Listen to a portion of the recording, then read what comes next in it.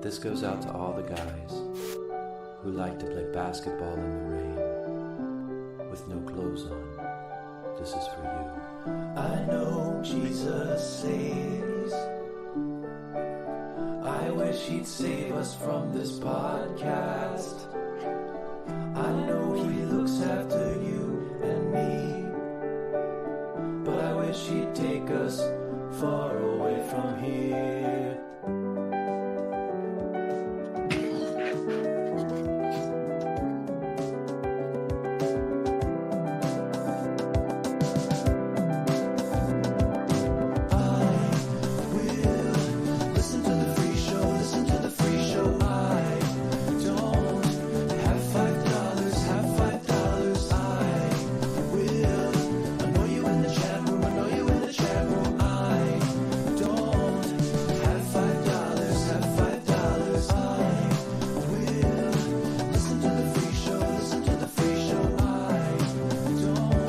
Chip.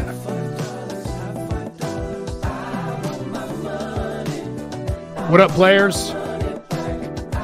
Welcome to IDM, a special IDM Thursday, October 24th. Good to be with you. Good to see you guys. What up, everybody? Back to our roots. This is how we all started. Zoom shows, split screens on Friday nights, but now it's a Thursday.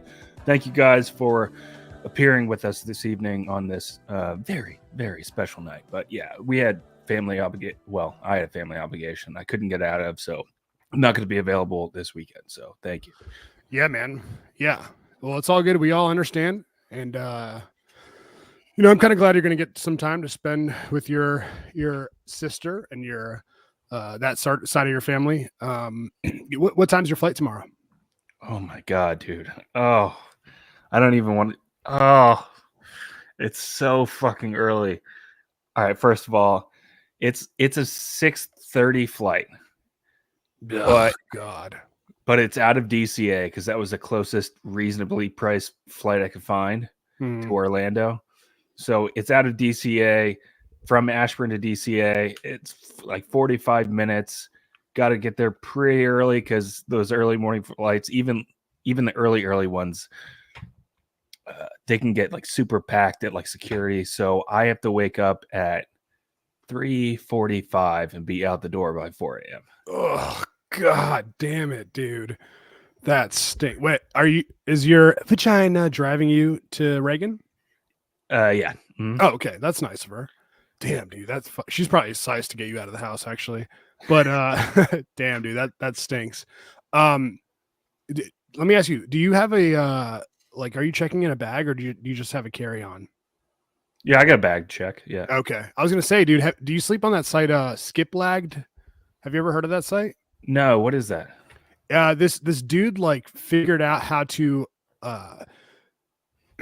look at flights and see where they are connecting in. So let's say you got a flight to Los Angeles and it's stopping in, I don't know, Indianapolis. He makes that schedule available on the site.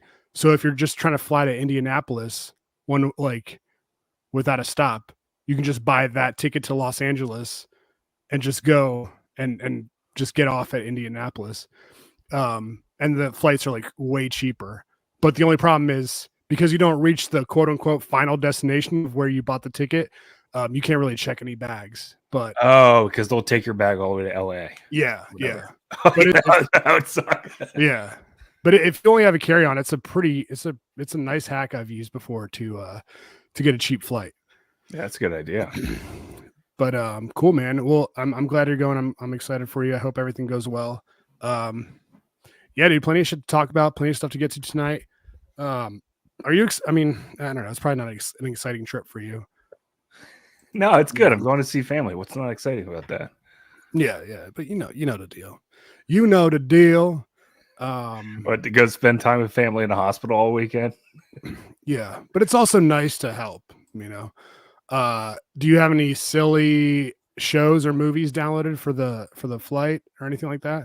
No, it's such a quick flight. It's like 2.5 hours. I'll do strictly podcasts and try to fall asleep and fail. And yeah, typical. let me ask you this one.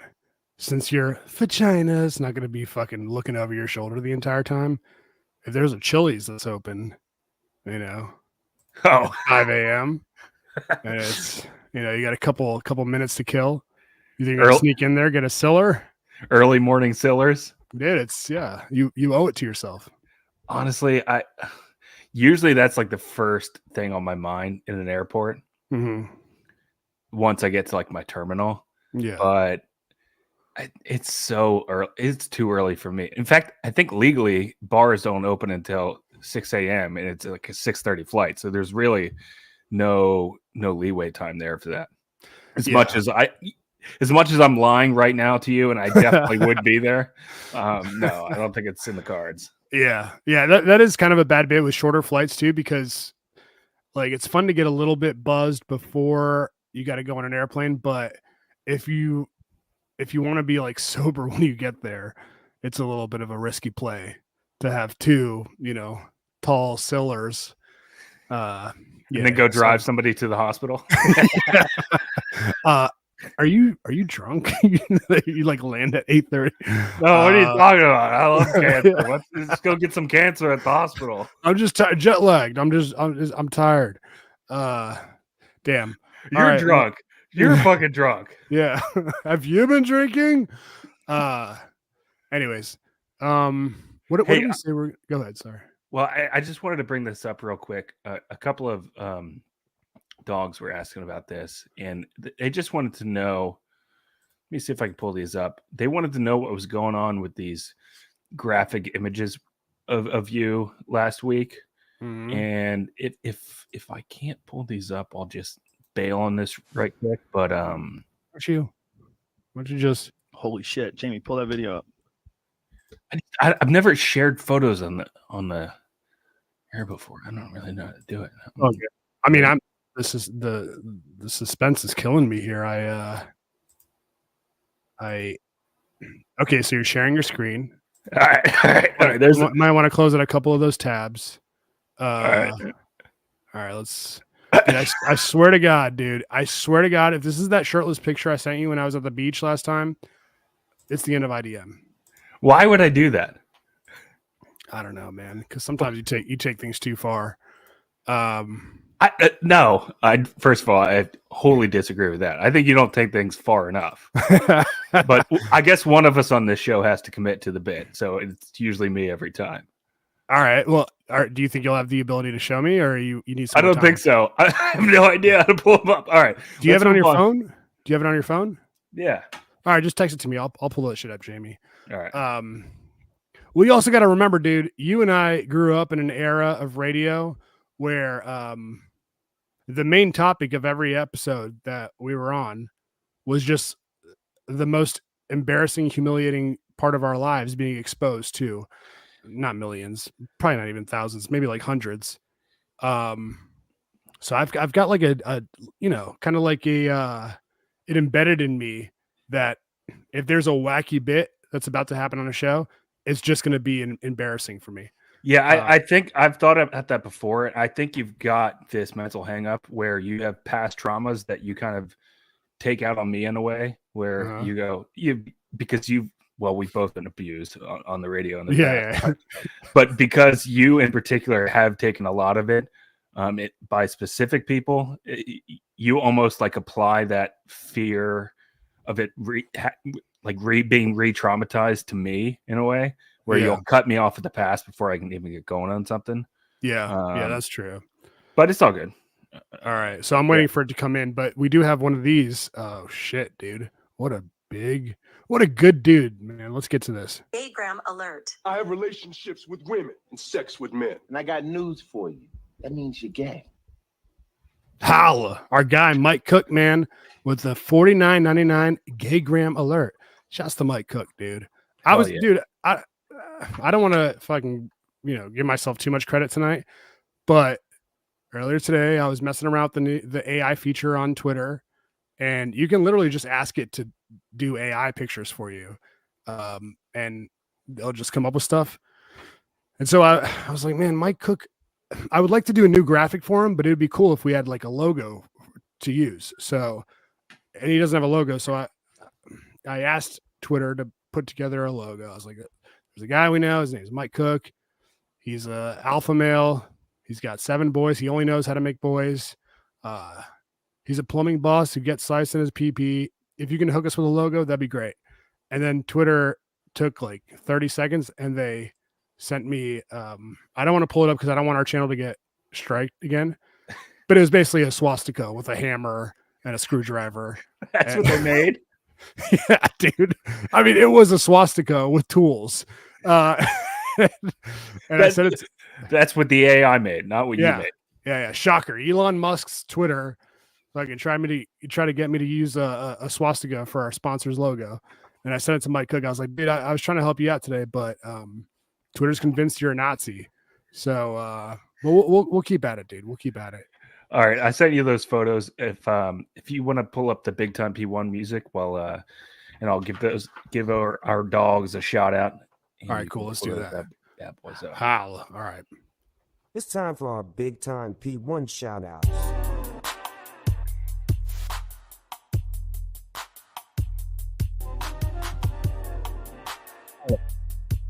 Count, Alex Davis, Brendan Cooney. Shoutouts to Brendan Smith, Brent Wenzel, Brian Altman, Brian Busties. Shoutouts to Spence, Danny Loudermilk, David Slat, Don DeMarco. Shoutouts to Ernesto Ladon, Craven Moorhead, James Faz, James M. Shoutouts to our girl, Jen Montana. Reach back like a pimp and slap the hoe. Easy shoutouts.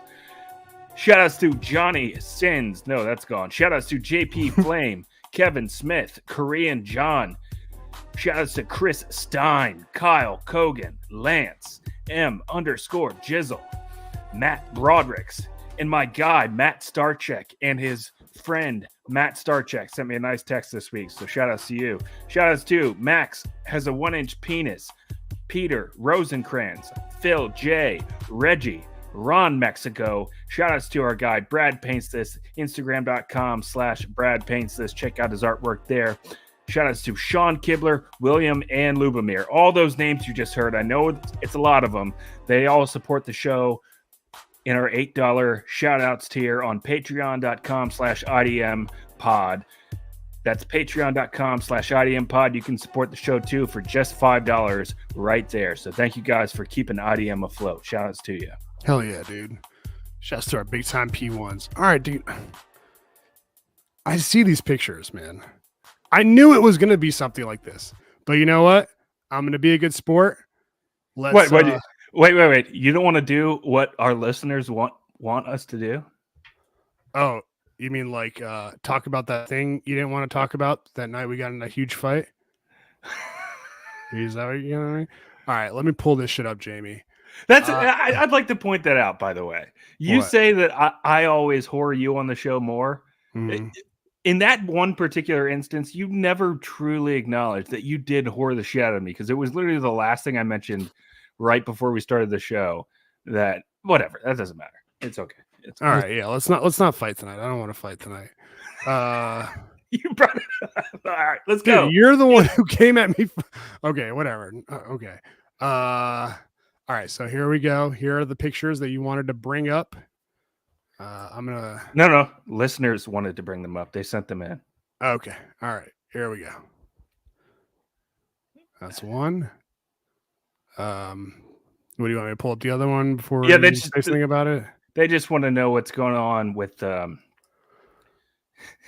you and this doll here, dude. What's going on there? You mean Hamza? Yeah. Look at the hand placement. What's going on? I know people have like comfort animals, comfort pets, and in this case, maybe comfort pillow. I've seen you literally clutch a pillow during the show before. Yeah, which is always funny to me. I love that. Dude. But you seem to be grabbing this thing right in the nether regions, and it really does just beg the question: why are you gay? Oh, maybe it's because I like balls. I like balls.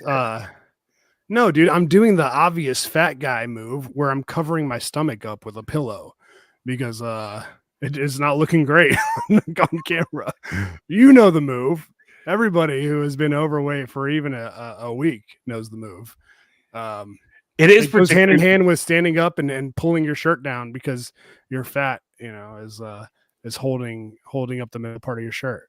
It is particularly bad with our camera that we use for the Friday night shows because of the setup with the table and where the camera has to be arranged. It's looking directly down onto us in our giant guts. Yeah. It just, like, with us sitting back on that particular couch in that particular way, it doesn't do us any favors whatsoever. Yeah. In fact, I would say it does us a disservice. Oh, for sure. Yeah. It's the worst too, because we're looking at ourselves the entire time, and I'm trying to just do shtick and talk about Yehudis, and all I can think about is how fat I am the entire show. So, yeah, that's what that was. That was just me being self-conscious using Hasbullah to cover up my stomach.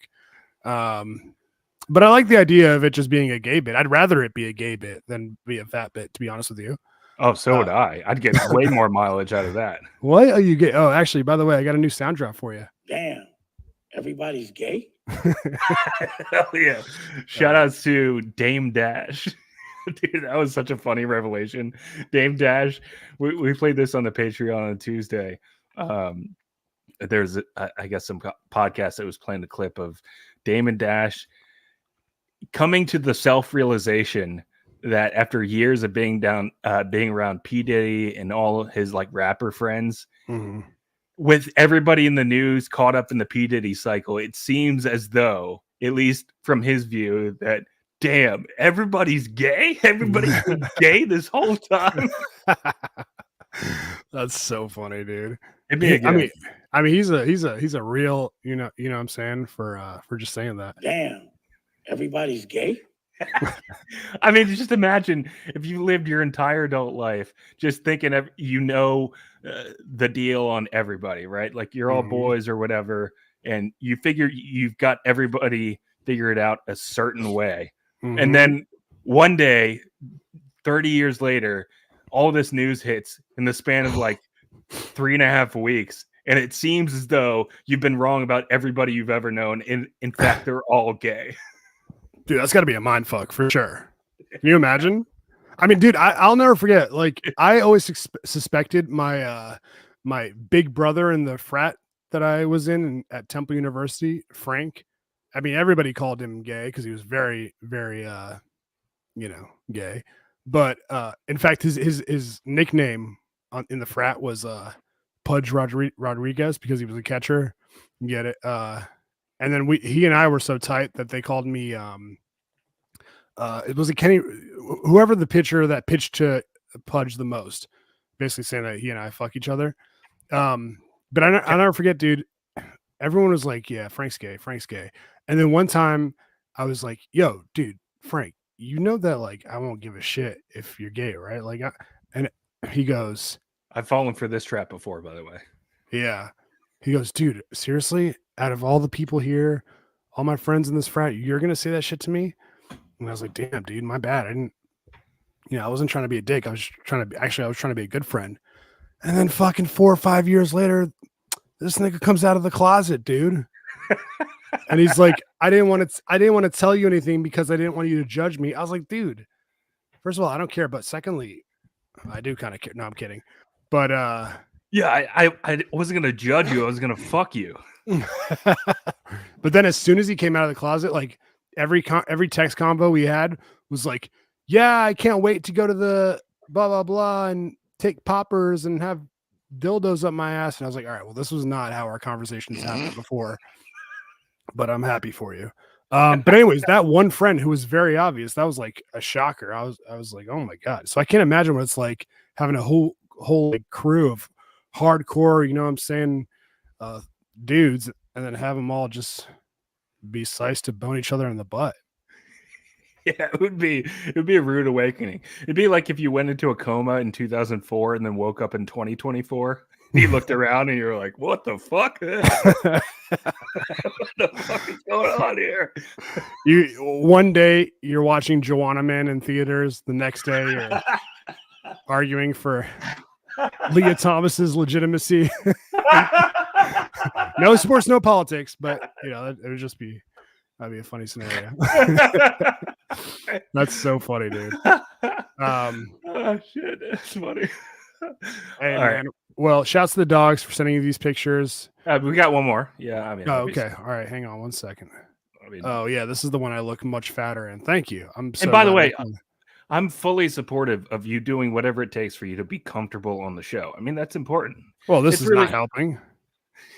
If that's what you're in support of. All right, Okay. what exactly is going on with your fingers in this one? I mean, it's not just you're grabbing Yeah. the crotch of this doll, hmm but you're almost what did they call that? Like the stink finger? The G spot. I'm trying to hit Hasbulla's G spot. Yeah, because you got your two middle fingers really wrenched in there, and then the outer two fingers are just kind of rubbing along the inner thighs of this doll. So I mean, I was just curious. What was your thought process behind this? I'm doing the classic come hither motion with my middle finger. Yeah, I don't know. Do I have Hasbulla here? Have you ever held that stuffed whatever it is, that doll, that stuffed animal? Yeah, I didn't quite finger fuck it like you do, but it's very like sturdy. So like you'll hold his leg and I don't know, it bends differently. I don't know, dude. I was just a little bit sized to my penis for him that night. I was obviously uncomfortable with myself and didn't know what to do in my hands, but I'm really glad we're highlighting this tonight. Makes me feel better about myself. And yeah, we should do this more often. What are you gay? Why are you gay? Why are you gay? All right, let's talk to our guy Richmond John real quick right Oh, here. hell yeah. Gaygram alert. I have relationships with women and sex with men. And I got news for you. That means you're gay. RJ says Shorts Siller 1999 Gaygram alert to the Short Siller Light Fund sponsored by Mike's Plumbing. Oh, that's Hell yeah. nice. Thank Hell you. yeah, dude. Yeah, Speaking shorts. Good. I was just gonna say you'll take those anytime you get them. You can use those. Oh yeah, hell yeah.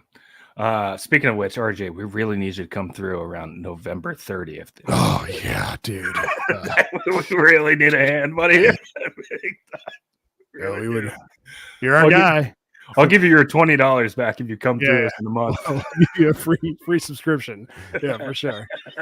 You don't have $5. Have $5. All right. So I wanted to play this video. I don't know if you saw this, but this is cracking me up today. I guess so. No sports, no politics, guys. But all these politicians right now have been all over the podcast scene. I mean, they're all doing them. Trump, Kamala, JD Vance. Who's that guy who talks a lot like me and gets nervous like me? Tim Walz. Tim Walz, yeah. Paul Walz. Yeah, they're all, and it's what's so interesting to me is like, this is how much the media landscape has changed. Is that the politicians running for the highest office in the land, like all of the land, any land that there could be, the highest office of all of it, they're all just going on YouTube shows, on podcasts. Think about how crazy that would have been, I don't know, 8 years ago, 12 years ago, 16 years ago. I mean, it's always been presidential candidates do interviews with CBS News, NBC News, and then you break it off into like CNN, Fox News, MSNBC. Now they're just straight up doing podcasts. They're like, I think Trump's going on Joe Rogan tomorrow. He is. Yeah. Dude, honestly, man, I fucking hate it, dude. I hate how politics is just a popularity contest. It's homecoming king and queen. It's so like what I wish it was. I wish politics was you don't even know the candidate. You don't even know what they look like or their name.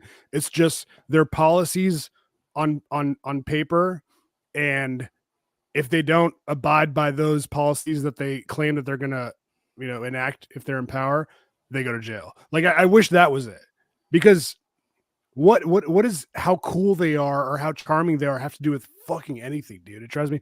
We're doing a little bit too many politics, too many sports, but we're just talking, dude. But but what if you get hit with? Let's play your theory out. you don't see the candidate. You only see their policies on paper, and you vote for that. And then you get stuck with like a ghoul or a goblin for 4 years, just some hideous monster, and that's all you get to look at for the next 4 years. I don't care if it's a ugly fucking aspy monster, dude. All I care about is how much money I get to take home every 2 weeks. And well, I'm not gonna say the other stuff I care about. But yeah, but if you, dude, are you telling me you wouldn't be bothered if you had to listen to like somebody who sounds like they're crying when they talk every single time for 4 years? Yeah, no, you're right. Yeah. I mean, that would be. There's a reason. There's a reason that people stopped liking Howard Dean after that. Yeah. We're gonna go to Michigan. We're gonna go to Ohio. We're gonna go to Texas and Kansas. We're gonna win them all. And it just torpedoed his whole fucking career. It's so crazy, dude. And you know what I was thinking about, because I was thinking about that the other day. Like Ron DeSantis, everybody was so fucking high on his horse before all the right-wing people were. And then once they found out that he wears those lifts in his shoes, that he's like a short dude and wears elevated boots, everyone's like, no, fuck that. No, we can't go with this motherfucker. Well, that's the thing. It's actually gotten like more narcissistic now. You would think with like, I don't know, maybe I would have thought in the age of like cameras being everywhere, maybe because we see so many people all the time that everything's so visible, it almost lends itself to people being more acceptable of people's flaws because they're all on display at all times. But it's actually gotten worse in the way where people hyper focus on the dumbest, most minute details that shouldn't matter whatsoever. Like, oh, this fucking this gay guy's wearing high heels. I guess we're gonna have our first gay president. Well, dude, I remember the second time I voted for Obama in LA, and we were doing the Romney and Compton bit. My biggest gripe with Romney was that he put his dog in the overhead carry thing on his car during a road trip. And I was like, what kind of fucking psychopath? Now, I still feel that way. What kind of a psychopath would do that? That is kind of crazy. But really, I just hate that it's a popularity contest. It's so fucking stupid. But anyways. By the way, what happened with dogs before it was okay to just bring your like comfort pet, comfort animal, your comfort Hezbollah onto the plane? What do you mean? Oh, like, they would go like in the unfinished basement of the airplane. Oh my God. That's horrifying. Yeah. I mean, well, I think people would just like give them Xanax or something to make them fall asleep the entire flight. You put your dog on drugs and then put them underneath the plane so they can just feel the wind rippling right underneath their stomach. Their tiny little dog bellies. That's crazy. That's so that was like the status quo for like 70 years. Yeah. Basically. Yeah. Okay, what's this clip you're pulling up, Jamie?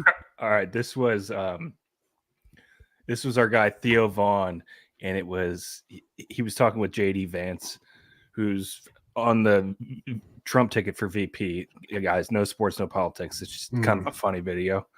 I was watching this, and I it seemed like he almost didn't want to say it, but then he just went back to his gut instinct and was like, "Fuck it, man. I'm Theo Vaughn. I'm just gonna do it." Yeah. I don't know if I'd be sober if this stuff weren't killing people, to be honest with you. I know that's sad to say. Sorry.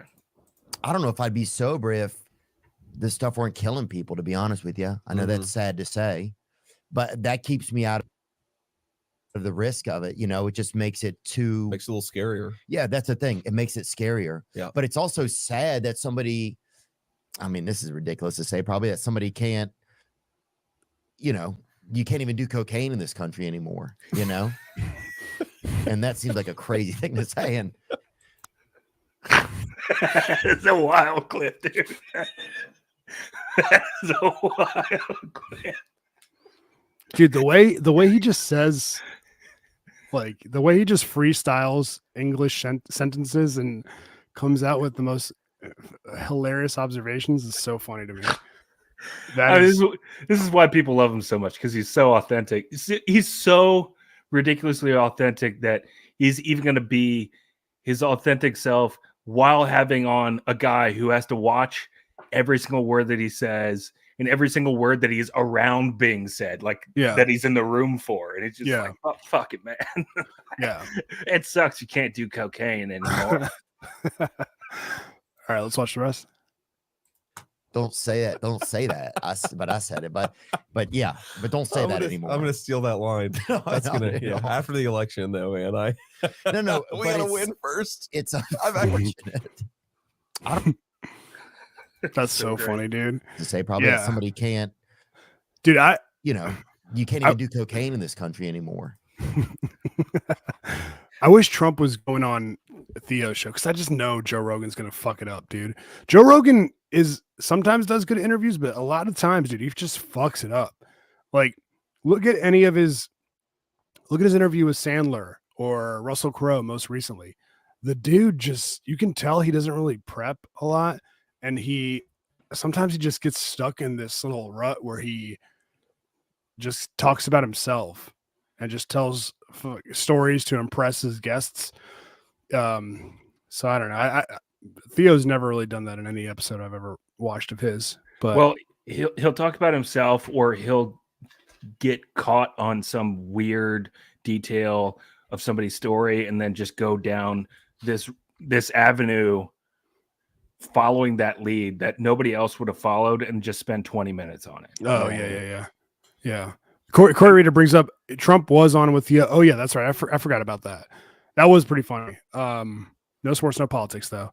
That's great, dude. Theo Von rules, dude. You know what's hilarious? He's sort of like Jim Norton in a way, where his off the cuff comments and just conversational zings are so much better than his stand up.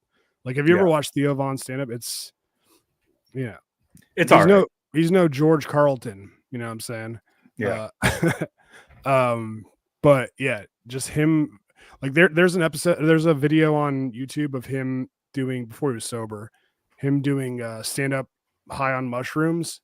Oh yeah, let's pull that shit up. I'll pull that shit up, Jimmy. And I mean, just hearing him sober, like I said, freestyling the English language is a sight to behold. But yeah, watching him, zonked out of his mind is next level. And I've seen him on what was he on, Road Rules, or was it Real World back in the day on MTV?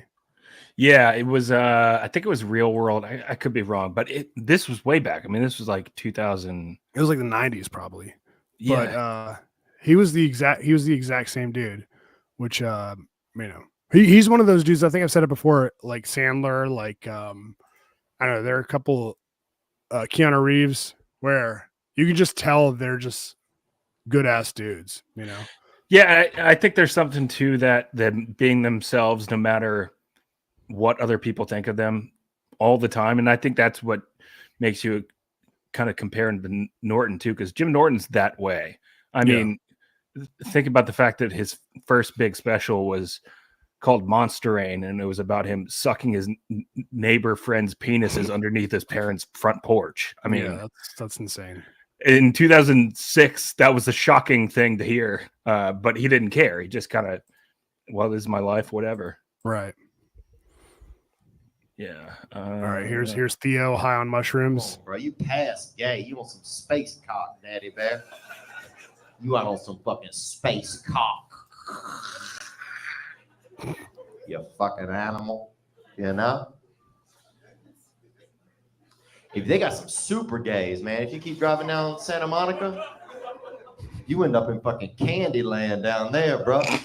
Bunch of adventure bears out there blowing each other off, jerking each other out behind a donut shop, drying each other up. Jerking each other out. Blowing each other off, jerking each other out. Know what I'm saying? Fucking emptying nut sacks out there behind the gross, Chevron. Dude. You know what else I like about him, dude? I've heard him on a couple different podcasts. He is so like self-deprecate. Like you could tell. I mean, he's a good-looking dude. He's super rich, probably. Super funny. You could tell he probably has like the hottest chicks ever in his DMs. He is so self-deprecating about his sexual conquests. Like he'll tell stories about ordering prostitutes and not being able to get it up. He tells a story about how he couldn't get any blood to his penis, so he like would run down a hall naked and stop right at the end of the hall and stick his flaccid cock out to see if the blood would rush to his penis. So, dude, I love that, man. He's our kind of guy, basically. Going back to the not even thinking of what people are going to think about him when he speaks. I remember hearing him say on a podcast one time, he was like, "Oh yeah, man, when I was growing up in Alabama or wherever he's from, Louisiana." Yeah. He was like, yeah, I don't know if I should say this, but yeah, my neighbor was David Duke. He was, and he was a nice guy. I liked him. He was a nice guy." I was like, "Go." Yeah. Yeah. He's one of those like dudes that could get away with basically whatever he wants to say. Yeah. All right. That's funny, man. Can I share this video with you? I've been wanting to share it with you since we last spoke. Yeah. So I saw this on TikTok. It is a girl who's a musician, and she did this song. She put out this 90-second song about a recent relationship she was in. And it's a pretty interesting story. So I wanted you to hear it. I wanted you guys to react to it. But here is Imagine by some TikTok girl. I forgot her name. All right, here we go. You live in LA with your boyfriend. Imagine you live in LA with your boyfriend, and everything's going amazing till he says, "Babe, I want to move back to Texas to be closer to my dad." So you give up half of your career, quit your improv troupe, and have a goodbye party. Take off months of work, deplete your savings to pay for movers, and drive to Texas. So worth it for the love of your life that wants a future with you because he said so. So you spend a month waiting for your shit to arrive, and then another month moving in and building furniture and stuff, and you're so happy till he comes back from a family vacation, sits on your couch, which just arrived in the mail, and hands you a note. It says we have nothing in common, and we're incompatible. Oh no. How did I not notice this whole time? 3.5 years of happiness. We've been incompatible this whole time, and now we have nothing in common for 3.5 years. How did I not notice? Wow, what a surprise. Thank you for informing me that this whole time we had nothing in common. So you back up your car with whatever you can fit in it, just getting your grind too hard so we get to back it for you, and then you drive to Florida to live with your mom. Dude, that ruled. That kicked ass. That's a pretty good song, right? That's a great song. Imagine you live in LA with your boyfriend. Yeah, dude. What a smash hit. First of all, she's talented as shit, right? Yeah. Oh man. That was awesome. Now, just gut reaction right off the bat. What do you think about her story? Do you feel bad for her? You think, she was set up? What do you think? Oh, I feel horrible for her. Really? Now, it's possible that she did miss a pretty big context clue. Mm-hmm. Like maybe the fact that she moved down there on her own and was waiting for him to get there and he's not coming with her, that seems like a clue that things aren't all right. And that he's going on a vacation with his family while she's moving all the shit there. That's a little odd. Yeah. If you're the girlfriend of 3.5 years who just moved to Texas to be with him and you're not invited to the family vacation, yeah, that's a bit of a wacky bit. I mean, that's why when I sat back and thought about it, I was like, man, maybe this dude was trying to send her like, subliminal signals, and she just was not like. Who knows what the conversation was like when he was like, I want to move to Texas. Maybe he was like, I just got to get back to my roots and kind of find myself. And she's like, I'll go. No, I'll show up. I'll be there. And he's like, all right. You know what I'm saying? Like, there's definitely some.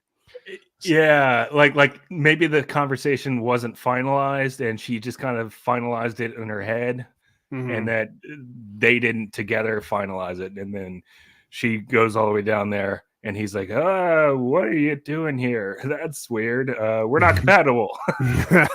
I was gonna tell you that before you moved all your shit down. I didn't know you were gonna do that. You know, I gotta say, like she posts a lot of pictures and videos of them together in this music video. And you can't really see his face because it's covered up with a weird alien emoji, but you can just tell she's annoying as fuck to hang out with. All right, you just see it. You mean like how he's like the way she's like smiling and looking at the camera and peace signs, and he's like, you can't see his face, but he's kind of like, his face is not, he's not facing the camera. You know, he's just or like how her first instinct after they broke up was to make a really funny TikTok about it. Well, no, her first instinct was to film multiple videos of herself crying. True. Yeah. That's a bit of a psycho move. Yeah. But dude, fucking going from living in LA with your boyfriend to I should talk, by the way, filming videos of myself crying. But going from that to 3 years later, living in Florida with your mom, dude, life comes at you fast, man. I wish I had TikTok and things like this, you know, when Jamie Lee Fields and I broke up, because it would have been like, it's not that bad. Everybody goes through this. At least you're not this girl, you know? Yeah. Oh, you mean like you would make a video yourself like this, but you would watch other people's videos and go, and be able to like I'm not the only one. Yeah. Find comfort in it. You'd find comfort in that and a stuffed animal, and you know, give it a little oil check. Or oil check. Yeah, man, you've been there before. The dogs are checking in. Our girl Alexis says, yeah, that was definitely a red flag that she moved down there on her own. Chantel says, this gave me so much joy. And then Alexa again, if you don't move together that far away, that's a sign. Yeah. And of course, Mike Cook. I mean, where are you, Othello, on the board tonight? Come on, bro. Oh, sorry, man. Sorry. My mom. Yeah, that's a great video. Can you actually let me hear that one more time, or just like half of it? Yeah, for sure. It's a funny way of like sandwiching all those words into it and still finding a way to make it work. Like, I wonder if that's. It starts off pretty catchy. Imagine. All right, here we go. I mean, there she look at her face. Rudolph. You live in LA with your boyfriend, and everything's going amazing till he says, babe, I want to move back to Texas to be closer to my dad. So you give up half of your career, quit your improv troupe, and have a goodbye party. That is another. Yeah. Thank you. Yeah, you're right. We were both thinking it. That's another red flag. Yeah, she's in an improv troupe and she's upset that she has to quit it. Come on. Yeah. If that's something that you hang your hat on and you know you're gonna brag about later on, no, you were doomed to begin with. By the way, I bet that improv troupe's still gonna be waiting there for you forever. Right. Trust me, they're not doing anything important. At least not in entertainment. All right, here we go. Half of your career, quit your improv troupe and have a goodbye party. Take off months of work to complete your savings to pay for movers and drive to Texas. So worth it for the love of your life that wants a future with you because he said so. So you spend a month waiting for your shit to arrive, and then another month moving in and building furniture and stuff, and you're so happy. Okay. All right. So wait a second. Are we to understand, based on the way that she presents the story and the chronology of it, that she not only waited there 1 month by herself, but 2 months and didn't think anything was wrong? Yeah, it sounds like she got there. She was there for a month maybe, and then she had to wait for him to go on a family vacation. And he probably spent those 2 months just talking to everybody except for her, including his closest friends and family. Like, yeah, I don't think I want to do this. And they all try to build him up. Like, you got to just be honest with her, man. And this poor girl is fucking building furniture in the garage. 2 months. Yeah. She's just, no wonder she's like doing TikToks and shit. She's got nobody else to talk to. She's just sitting in an empty house waiting for her boyfriend, her life partner for the rest of her life to come down. And she's waiting for 2 fucking months in an empty house. I mean, dude, moving to Texas and having no friends. I mean, I literally did that exact thing. I moved to Texas right when Jamie Lee Fields and I broke up, and I was in Mansfield, Texas, knew not a single person except for my cousin, and it was very depressing. I mean, could there be a more desolate place to be on your own and not know anybody? Yeah, and being like 19 and not, I didn't even know how bars worked, or I couldn't go to any bars or anything like that. I couldn't drink the pain away. Yeah, man. Oh my God. So you're just sitting there sober by yourself? Oh, dude. Yeah. I was just fucking downloading, torrents of The Office and, talking to whoever I could on AOL Instant Messenger. That's horrible. How long did that last? Like 8 months. Oh my God. I know. No wonder you're as fucked up as you are. You probably built so many maniacal patterns during that 8 months that it's completely inseparable. Like you'll never be able to get rid of those patterns. Well, I was in a pretty deep, dark place until I started working at Petco, and I befriended this guy, Matt, who like got me. He was like a very good looking dude, but he was like kind of. Look, I'm not saying that country people are dumb, but he's like your typical dumb Texan, you know what I mean? Who didn't really know anything outside of Mansfield, Texas. And he like built me back up and like taught me how to lift and stuff like that. So yeah, if it wasn't for him, I definitely, who knows what would have happened. Thank God for your gay friend, Matt. All right, you want to keep watching this, or are you done with this shit? We got to give our guy Mike Cook a shout out. Yeah. Let's get to that. Yeah. All right, bruh. Again, thanks guys for tuning in on an abnormal night. We're not usually on Thursdays, but I got to go down to Florida to help my sister out at the hospital. So this was kind of the only time that we could find to squeeze it in. So we appreciate you guys accommodating us. Thank you. Yeah. All right.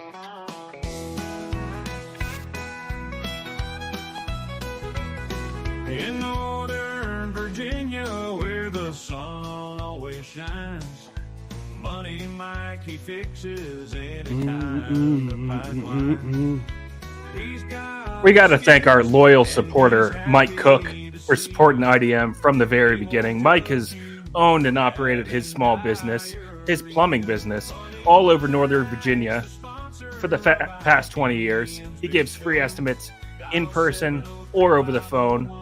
No job's too big or too small. So give Mike a Cook Give a Micah Cook a call, won't you?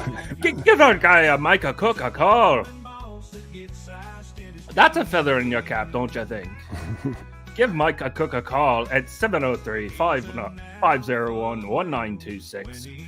703-501-1926. And if you mention IDM, he'll hook you up with a 10% discount. Here's what you need to know.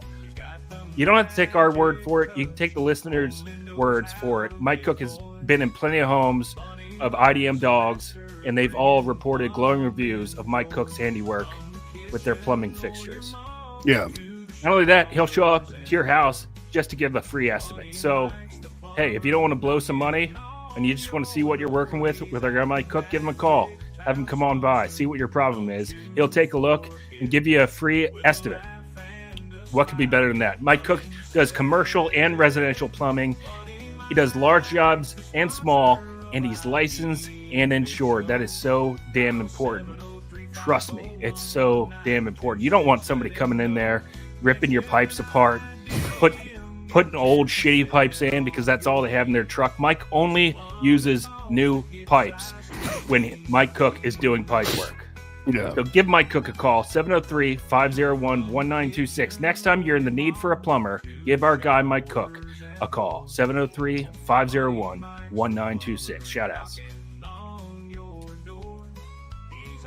Good job, dude. Hey, what I'm careful. All right. I'm a little nervous about bringing this up. You had this Love is Blind thing on the topic sheet. Mm-hmm.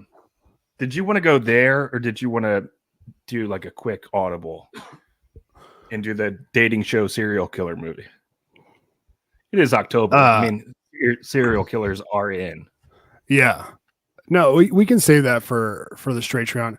I mean, you know that show Love is Blind on Netflix? How does that one go again? So it's like a blind date situation? No, yeah, sort of. It's a group of women, a group of dudes, and excuse me, sorry. And they're talking through, they're in separate rooms and they're having conversations they're mixing and matching, but none of them know what each other look like.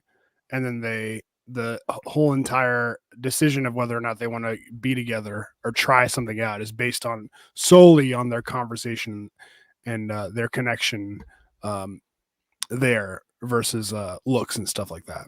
Oh, I see. And then they try out the dating bit. I forget how long, like they live together for a little bit. And then I think like in 2 weeks or 4 weeks, they have to decide if they want to get married. So it's almost a little bit 90 Day Fiance-ish. Yeah, except these people have no idea what the other looks like. 90 Day Fiance is a lot of really disgusting dudes in the U.S. buying a hot Colombian woman because they can't get a hot chick but this is mostly like, will you fall in love with her personality? Will you accept her for the giant mole on her face when you see her? Shit like that. But yeah, this new season came out. Actually, Love is Blind DC just came out like 3 weeks ago, but my vagina. She made an interesting point when we were watching it. She was like, every DC edition of any reality TV show, they're always ugly people. Like DC has one of the worst reps in the reality TV game when it comes to hot people. The other thing is aren't good looking people here. The other thing is they're never actually in DC or in DC suburbs. They're always like in Baltimore for some reason or Tacoma Park. Yeah. Yeah.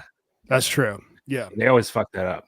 Like Real Housewives of Potomac. Like nobody fucking talks about it. Anyways, so we stopped watching that, but there's another season that just dropped called Love is Blind Habibi. And it takes place in I think Dubai. Yeah. And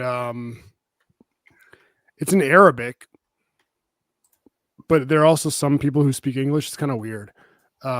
Should we watch the trailer a little bit? Yeah. Do you have it? Yeah, I got it. All right. Love is Blind Habibi. Now, please, guys, we're an inclusive show. If you could enlighten me, Attila, what does Habibi mean? It's like my dear, my love, my, honey.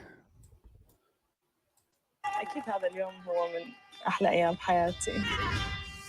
تجربة Love is Blind تجربة فريدة راح تعرف الناس هنا على شركاء. Oh, that's okay. So it's in Arabic. غير ما يشوفون. Do you have an English one?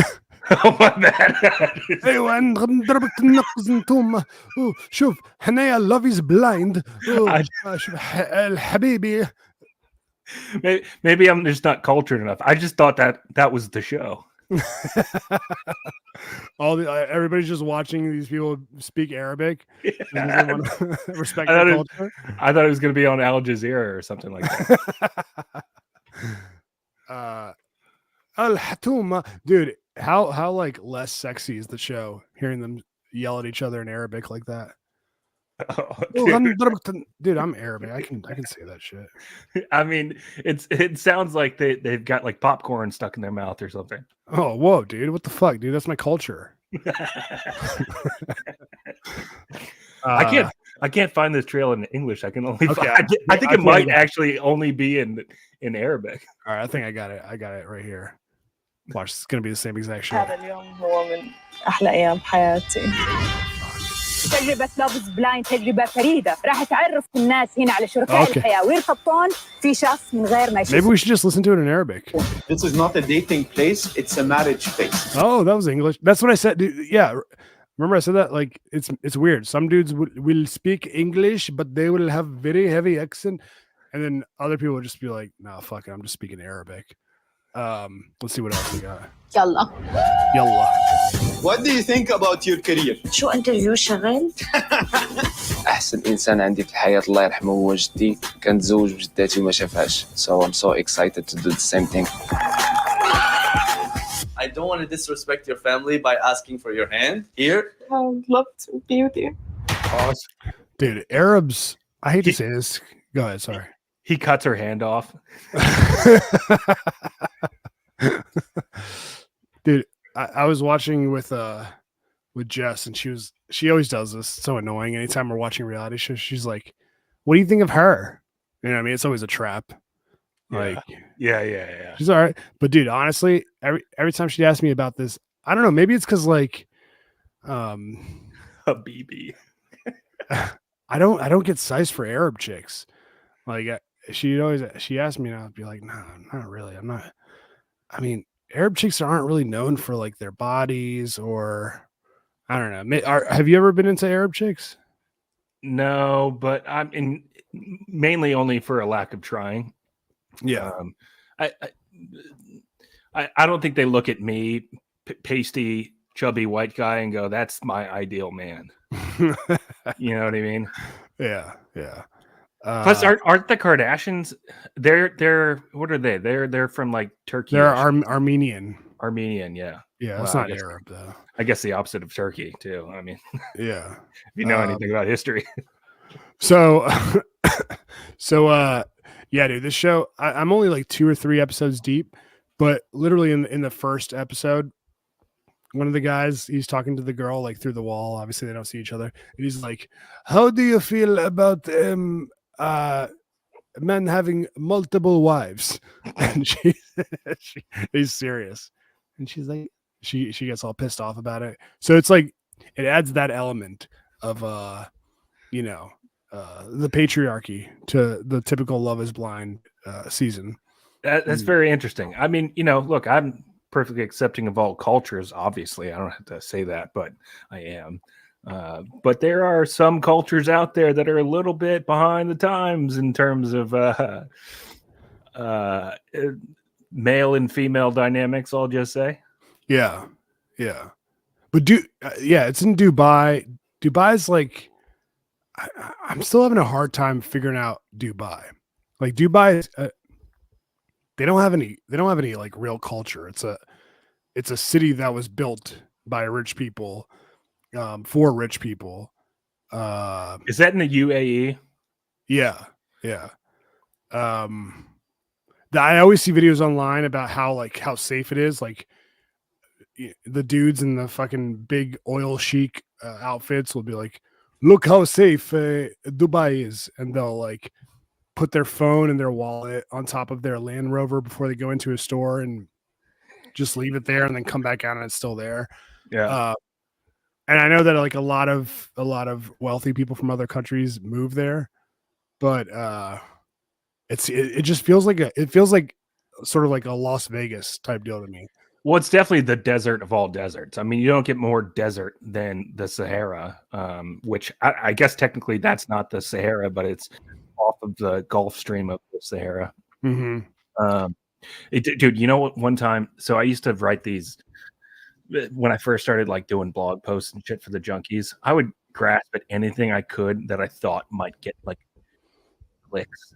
And sometimes like it didn't even have to be based on the show. Or maybe it was a caller, and then I would like grab a snippet of that caller and then flush it out into an article just so I could write a headline that was going to be SEO friendly and I knew it would get like Google traffic and shit like that. Mm-hmm. And one time this dude called in, I think his name was Steve and Frederick, something like that. I can't remember whatever.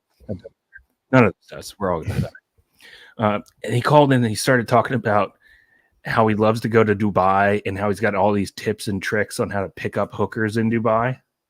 Okay. And so I don't think any tips, but okay. Well, I don't know. I mean, certain kind of tips. Yeah, I don't know. I don't know what the hooker market looks like there. Yeah. And I'm sure a lot of people don't. So I just slugged the headline, "How to Pick Up Hookers in Dubai." Mm-hmm.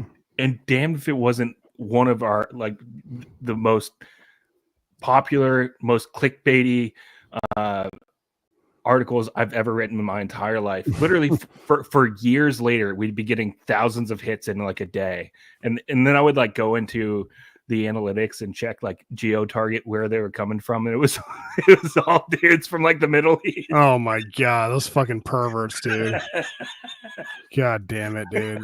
What do you remember any of the tips that he threw out? No, it was so long ago. You could probably still go. Actually, no, it's probably gone now. But yeah, no, damn, that's crazy, man. I mean, because it's such a different world. Like I heard, I don't know if this is true. Maybe you can fact check me on this one, CNN. But isn't it true that you can't like drink alcohol there, or there's only designated areas where you can? I think so. Yeah, Dubai, and that like I think legally, women there, even if they're just tourists, have to wear a head covering of some sort. Yeah, that's such a bad bit. Consumption of alcohol is no longer a criminal offense, and a license fee is no longer required for residents or tourists. A person still must be at least 21 years. Blah, blah, blah, blah.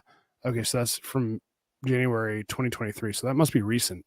I wouldn't be surprised if you got to cover your head. And I would think for a place that's such a tourist attraction, even with their kind of antiquated laws on the books, maybe it's still really difficult to pick up hookers in Dubai.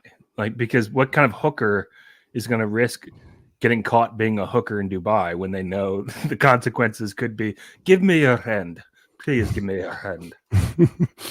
Yeah, you're right. I'm looking at it's definitely illegal. It's definitely punishable by heavy fines or imprisonment.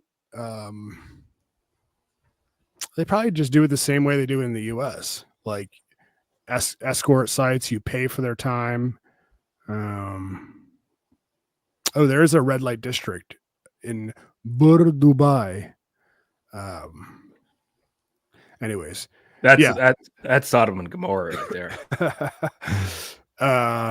Modern Dubai is one of the main centers of prostitution in the UAE and is dubbed Sodom sur Mer. Prostitutes frequent the bars and nightclubs and the hotels. Many prostitutes from poor countries such as Nigeria come to work in Dubai for a short while and then return home with their earnings. They probably make a killing out there, dude.